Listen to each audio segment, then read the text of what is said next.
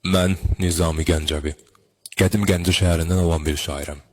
Əsərlərim əsrlər boyu səyahət edərək sizinlə sevgi, hikmət və insan ruhunun gözəlliyini paylaşmışdır.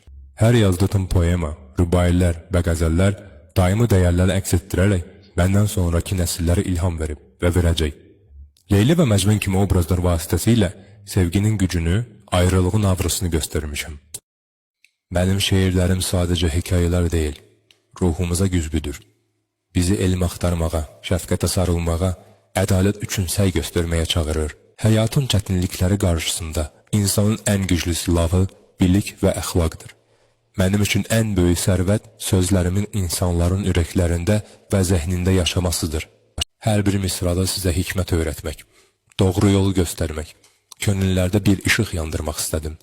Xosrov və Şirində sədaqətin, İskəndərnamədə ədalətli hökmdarlığın, 7 gözəldə həyatın rəngarəngliyin əhəmiyyətini göstərdim. Çünki insan yalnız sevgi və bilik sayəsində həqiqi kamilliyə çata bilər. Ey insanlar, yadda saxlayın ki, birlikli cəmiyyət daima inkişaf edər. Sevgi və mərhəmət isə hər bir ruha rahatlıq gətirir. Heç vaxt ədalət və vicdandan kənar işlər görməyin. Elmə kamil olun və ruhunuzun gözəlliyi ilə şamil edilin. Çünki hikmətli söz, doğru bilik və saf sevgi insanı ölümsüz edər. Sizə hikmət və ədalət ilə Nizami Gəncəvi.